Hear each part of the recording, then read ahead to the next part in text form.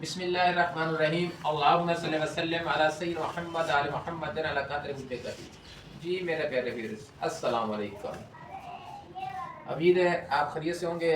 اللہ پاک آپ کو سننے کی توفیق عطا فرمائے اور آپ کی تمام مشکلیں دور فرمائے اور اللہ پاک آسانیاں پیدا فرمائے اور اللہ تعالیٰ آپ کو عاشق رسول بنائے اور طالب مولا بننے کی توفیق عطا فرمائے. جی السلام علیکم بابا جی. وعلیکم السلام. اچھا بابا جی، یہ رمضان کا مہینہ آ رہا ہے جی جی تو ایک جگہ جو ہے نا تبلیغ ہو رہی تھی جی تو جی. میں وہاں تبلیغ میں بیٹھی تو انہوں نے رمضان کے بارے میں یہ کہا کہ آپ جو ہے نا قرآن پاک اگر 1 گھنٹہ پڑھتے ہیں تو ابھی رمضان میں آپ نا 2 گھنٹے پڑھیں، جو 2 گھنٹے پڑھتے ہیں وہ 3 گھنٹے پڑھیں. جی جی. تو بابا جی یہ جو میں قرآن کو ترجمے کے ساتھ شروع کیا تو اس میں تو سارا گھنٹوں کا کوئی نہیں لکھا ہوا کہ گھنٹہ گھنٹہ پڑھے، اور اس میں ساری ہدایت لکھی ہوئی کہ زندگی اس طرح گزارو. تو آپ کیا فرمائیں گے کہ گھنٹہ گھنٹہ قرآن پڑھنا یا اس کو سمجھ کے پڑھنا کیا ہے؟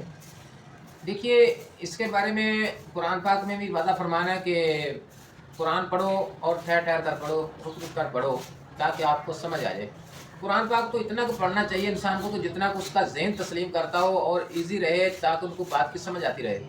آپ جتنا زیادہ پڑھو گے نا اتنی وہ ذہن نشینی ہوگا. جتنا آپ کم پڑھو گے آپ کو ذہن نشین ہو جائے گا، پتہ چل جائے گا قرآن کیا کہتا ہے.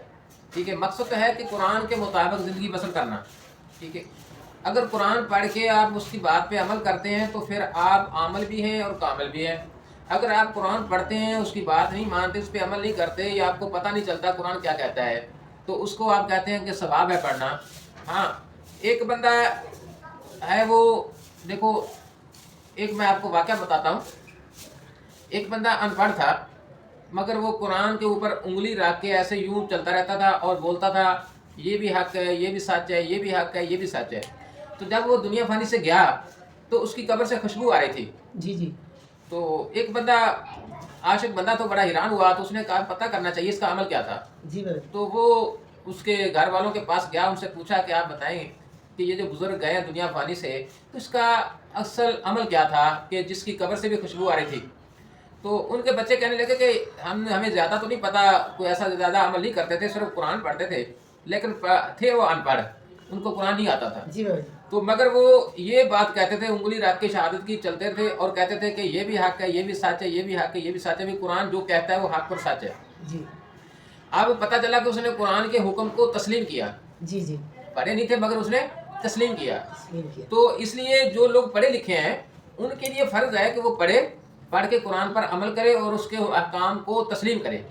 ٹھیک ہے، تو وہ ان پڑھ ہوتے ہوئے بھی وہ اتنا اجر لے گیا اور اتنی کامیابی وہ لے گیا. تو جو پڑھا ہوا بندہ ہے اس پہ تو وہ لازم ہے کہ جو قرآن کہتا ہے پھر قرآن اتنا پڑھو جتنا آپ کی سمجھ میں آ جائے. تو آپ دیکھو نا کہ زیادہ سے زیادہ پڑھتے ہیں آپ کا ذہن تھک جاتا ہے تو وہ بات آپ کو یاد ہی نہیں رہتی.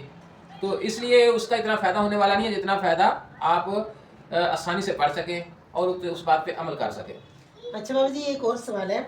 بہت سے لوگ ہیں کہ جو بیٹی ان کی جوان ہو جاتی ہیں وہ نکاح کر کے اپنے گھر میں بٹھا دیتے ہیں. وہ کہتے ہیں ابھی 2 سال صبر کرو، 3 سال صبر کرو.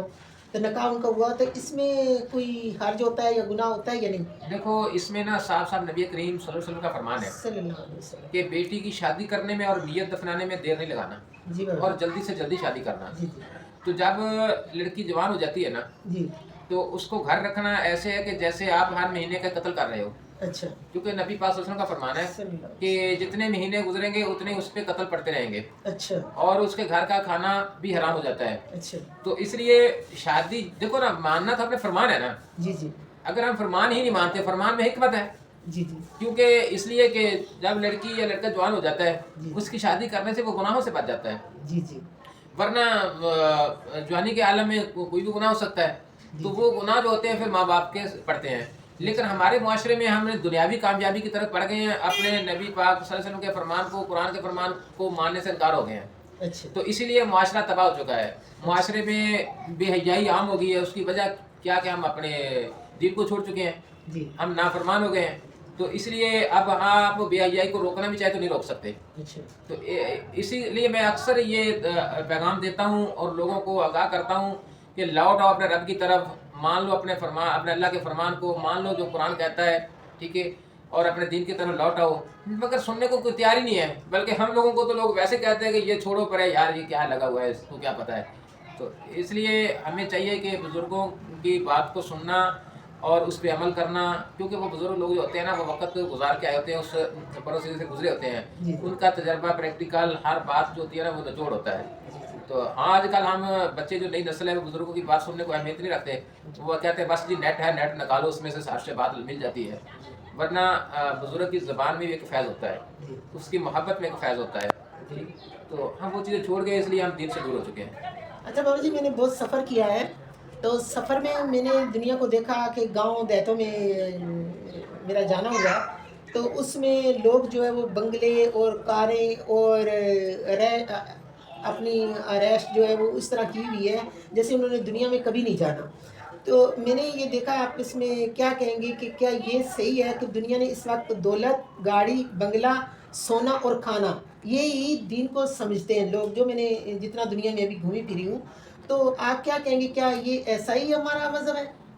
دیکھیے، کھانا ہم پینا؟ پھر اسی کی طرف جاتے ہیں جس نے ہمیں ہدایت دی، جی ہم پھر نبی کریم صلی اللہ علیہ وسلم کے زندگی کی طرف جاتے ہیں۔ جی اور ایک صحابہ نے سوال بھی کیا تھا نبی کریم صلی اللہ علیہ وسلم سے، صلی اللہ علیہ تو وسلم۔ جب نبی کریم صلی اللہ علیہ وسلم نے فرمایا کہ آنے والی جو میری امت ہے اس کی عمر بہت کم ہوگی، جی جی تو عرض کی یا رسول اللہ کیا وہ گھر بنائیں گے؟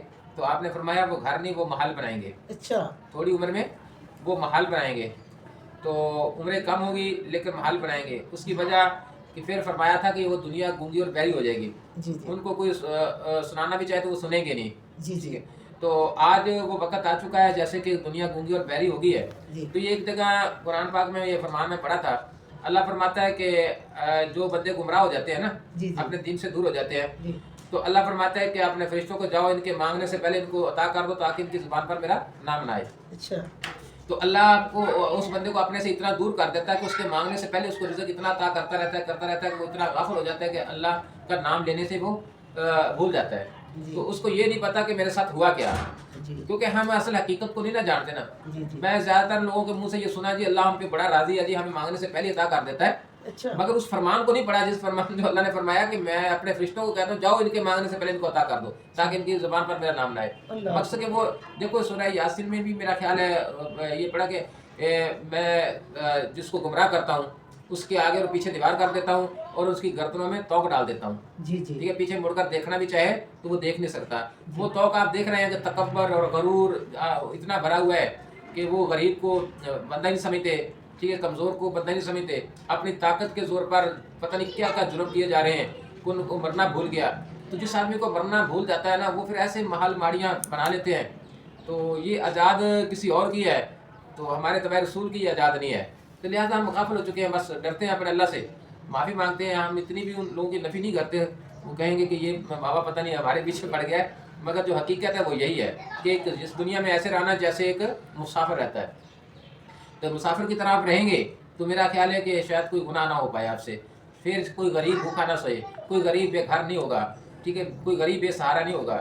یہ ہمارے اوپر فرض ہے کہ کوئی غربا مساکین بھوکا نہ رہ جائے، کوئی بے سہارا نہ رہ جائے، کوئی بے گھر نہ رہ جائے، لیکن وہ تو ہم سب چھوڑ گئے ہیں۔ تو اسی لیے ہم گھر گھر کوٹھیاں بنگلے تو بنا لیں مگر خوشحالی نہیں ہے، پریشانی کا عالم ہے، کوئی اولاد سے پریشان ہے، کوئی بیوی سے پریشان ہے، کوئی کسی سے پریشان ہے، ہر حال میں وہ پریشان ہے۔ ایک واحد درویش دیکھا ہے میں نے، وہ آزاد ہوتا ہے، اس کو کوئی فکر نہیں ہوتا، آج کھا لیا سوچ کل کو پھر اللہ دے دیتا ہے، تو وہ ایک مسافر کی طرح واحد وہ زندگی گزارتا ہے۔ جی میرے پیارے ویورز، میرا خیال ہے ویڈیو لمبی ہو جائے گی، اجازت چاہتے ہیں، السلام علیکم۔